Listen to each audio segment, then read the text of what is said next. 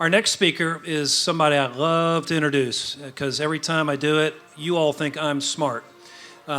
He is one of the smartest people you're going to hear tonight. He is a walking encyclopedia of music history. And when I first met Craig, I was floored with the way he could just rattle off these incredible stories about the history of Nashville music. And so I started thinking about how could we incorporate that into Who Knew. And so he has a special speaking role in every one of these.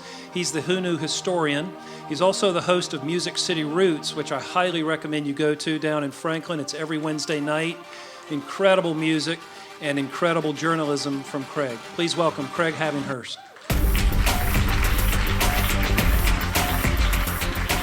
All right, they love history, clearly. All right, so tonight's theme is live events and live event production and festivals. So my sermon for you is about the evolution of Nashville's biggest annual live event, the CMA Music Festival, of course. But my title reflects a sentiment shared by many who first attended the event before it moved downtown and before it changed its name. I'll always call it fanfare. Yes, I'm wearing a button from 1972, the very first fanfare, courtesy of my friend Danny Clark, a memorabilia collector who I work with at Music City Roots, so that's what I've got on tonight.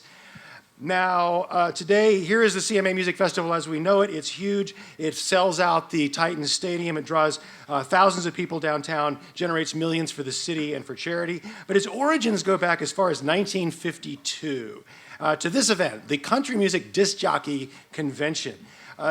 This was WSM had become the kingpin of country music with the Grand Ole Opry, and they wanted to know what was next for them. And a administrative assistant at WSM had this idea to invite every country disc jockey in America to Nashville to celebrate the Opry's birthday and wine and dine them and have them meet Opry stars. Could only be good for WSM, right?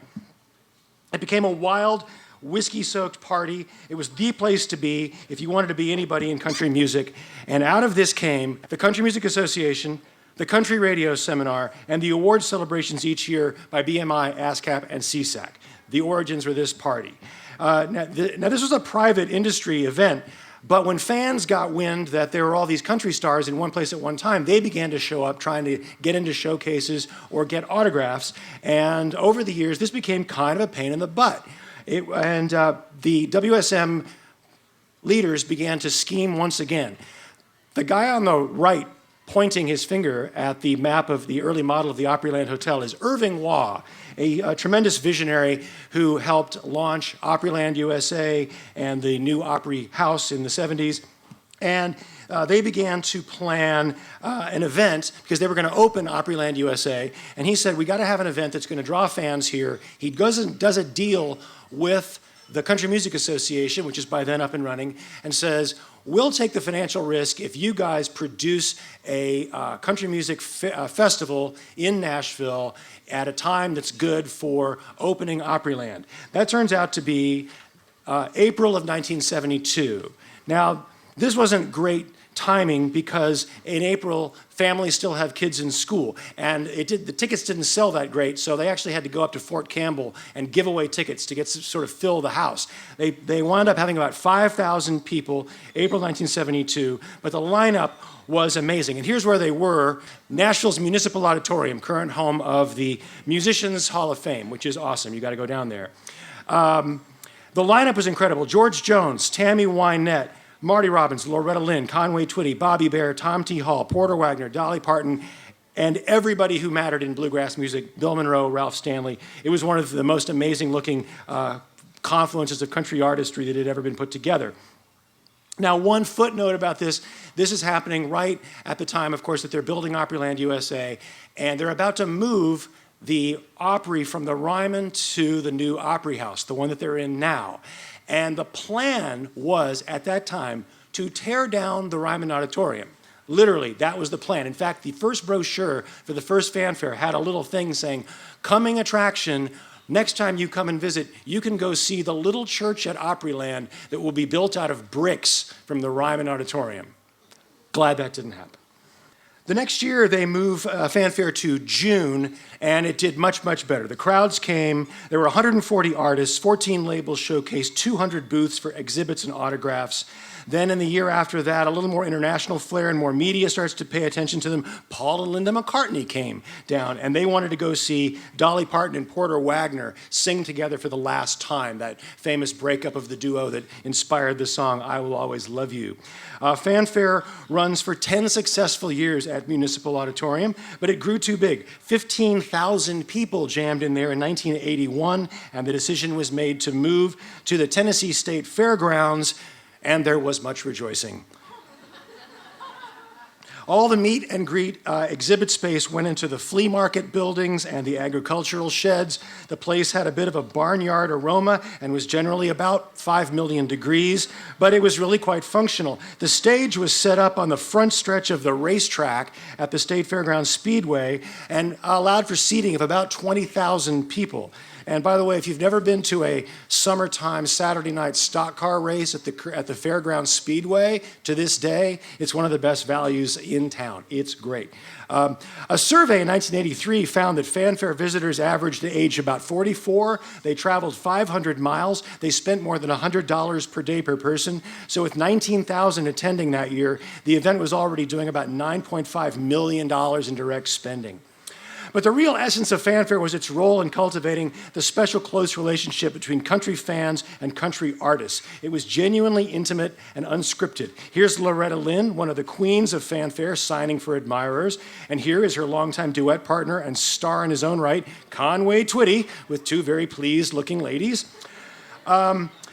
It could get intense in there. Here's Randy Owen of Alabama signing in the mid-1980s. This photo is amazing. It's composed like a Rembrandt. And by the way, these pictures, most of them come from great slideshows at the Tennesseans website or from the Banner archives. But there's a lot of this stuff you can see online to this day down at the Tennesseans website. It even got downright weird. Here's a rare moment when David Allan Coe is the classiest guy in the room. And here's Travis Tritt, apparently trapped inside a giant guitar. There were many historic moments during the fairgrounds era of fanfare. The random visit by the Osmonds was not one of them. More interesting was a set in 1986 with Johnny Cash, Jerry Lee Lewis, and Carl Perkins.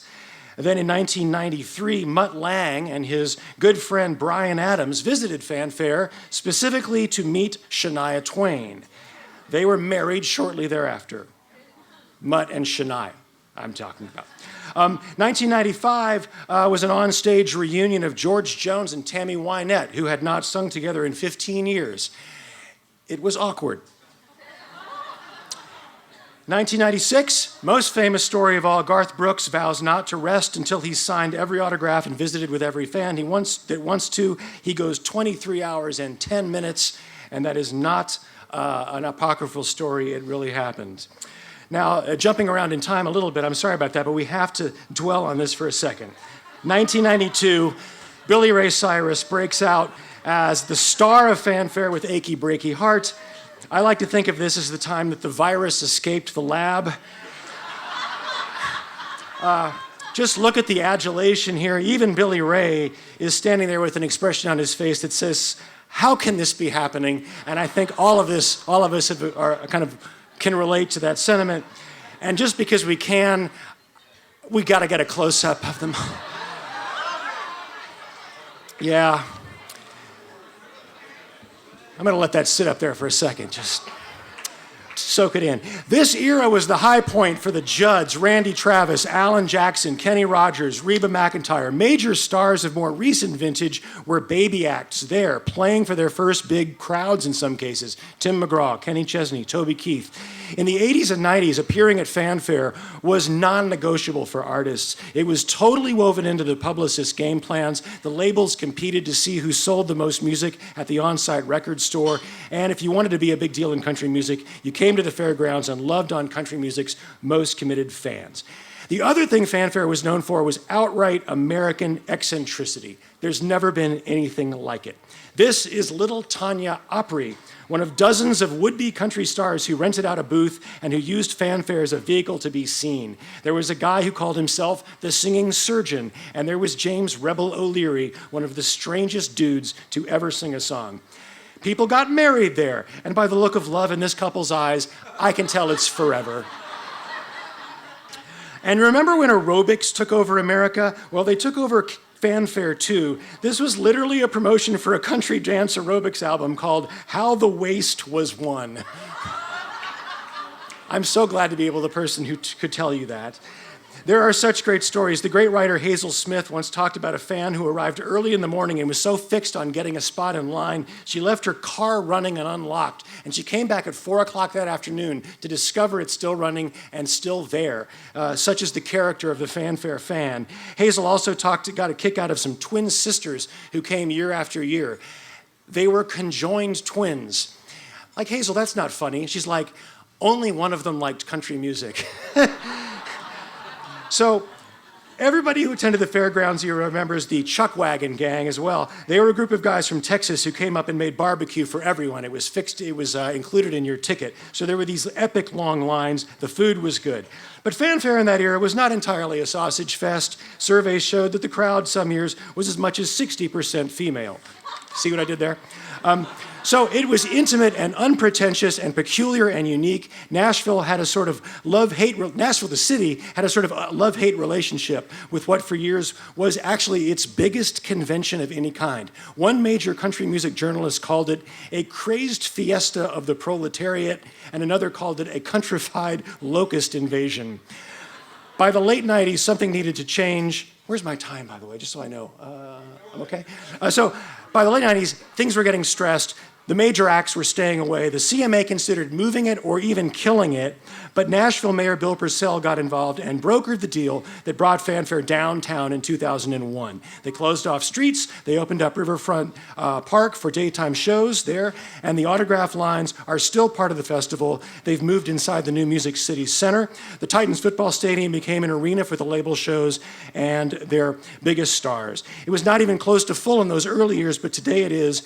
And they're now generating something like, where's my number? Well, let me hang on a second. 2004 was the name change. And that was somewhat controversial, changing it from fanfare to the CMA Music Festival. Some people interpreted it as rubbing out the fan in fanfare. And some, like Marty Stewart, have said that the festival had outgrown what made it special.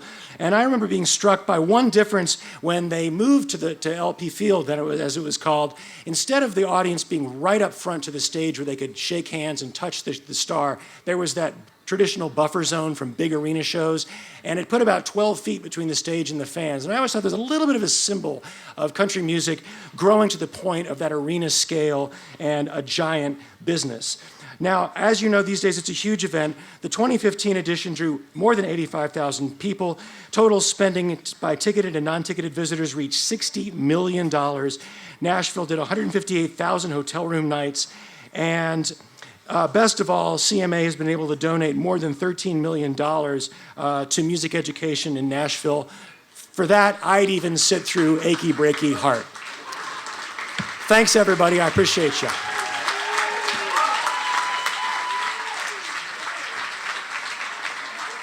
Incredible. You know, he just knows that stuff. You think he did a lot of research? He just walks around with that in his head. Thank you very much, Craig.